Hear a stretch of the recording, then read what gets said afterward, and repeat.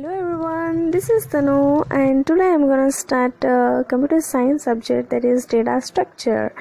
And I hope that all my previous videos are very useful and hoping that it may help you a lot. And please do like, share with your friends and do subscribe, it's a main thing. And also please hit bell icon button to get a notifications of my new video, and this will completely exactly will help you a lot. Okay, let's begin. What do you mean by data structure? It means some data.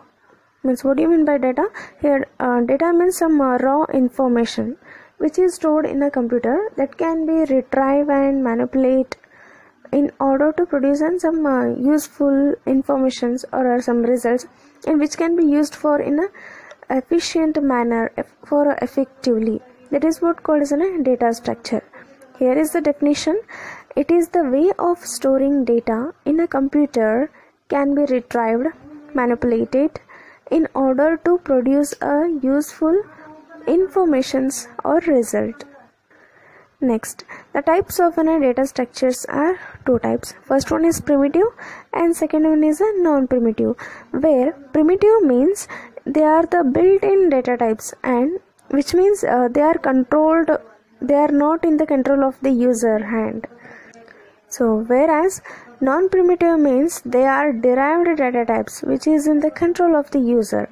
So let's move to the types of primitive data types are integer, float, character, and a pointer, and a boolean. These are all the built-in data types, nothing but primitive data types. Where we move towards the non-primitive, there we have three types: array, list, and file. So in that list we have two types: linear one and non-linear. In linear we have again three types: stack, queue, and linked list. Whereas in non-linear we have two types: graphs and trees. So again in that, here in a linked list we have three types: singly linked list, doubly linked list, circular list, circular doubly linked list. Okay, then let's me get clear with the concept of what do you mean by a linear data structure. So it means arranging the elements in some proper manner, either it may be ascending or else descending, or by some any other with a condition in proper way. So that is what calls a linear data structure. And here is the definition. It have a data elements arranged in a sequential manner. So that is what calls a linear data structure. Then let's move to the stack.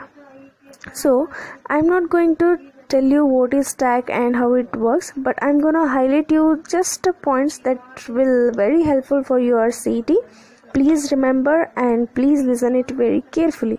Okay, stack means on what principle it works? Means it works on the principle of last in first out, LIFO, or first in last out, FILO.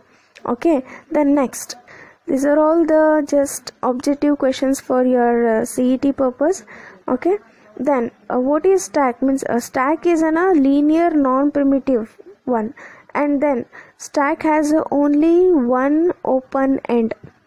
Okay, then it is a pointer variable is TOP or else TOS, and in this stack we use an operation called push and pop and display. Most of them is push and pop.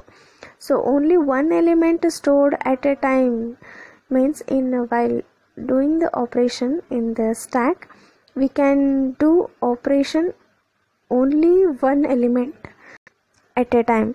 And initial value of an TOP is always -1. Remember this one. And and another one word is there, stack overflow. So when it called as a stack overflow means is said when unable to store a data when it full reaches its limit. It means when the memory space is unavailable in a stack, then it is says stack overflow. Then what do you mean by push and pop? So push means storing an element on the stack, whereas pop means removing an element from the stack. So here stack underflow means which comes in a pop operation. Stack underflow is said when there is no element in a stack to remove or delete from that stack. It means when we are going to delete or eliminate the elements from the stack towards the outside, when there is no any elements present in that stack, then the computer displays like stack underflow. Then what are the applications of a stack? So first one is expression conversion and second one is recursion. So expression conversion is of three types: infix, postfix and prefix. Then what do you mean by expression? Expression means combination of an operands and operators. Okay, so let's move towards the infix. Expression is nothing but operator placed in between the operands, whereas you can see the exemplar there, a plus b. Okay, a and b are operands where plus is an operator. Then second one is a postfix, where operator placed after the operands a plus b, ab plus, whereas third one is prefix, so which means operator placed before the operands plus ab. Okay, here is the one example for it. Below that you can go through it. And then second one example or else application of a stack is recursion.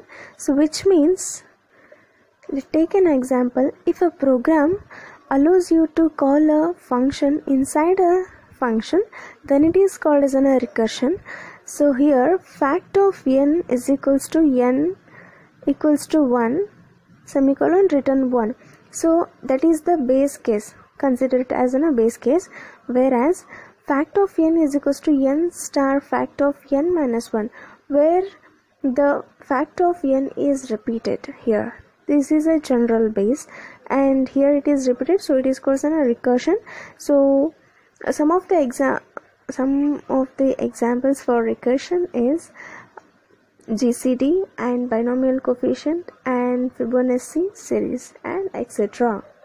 So this completes some topics from the data structure, where I'm gonna continue in the next part about this data structure. So please be attained in this my YouTube channel. I hope this will help you for more this objective content. Thanks for watching the video, guys. If you want some more videos, go through the playlist of my YouTube channel and you will get there. And yeah, thank you. An important thing is to subscribe to my channel.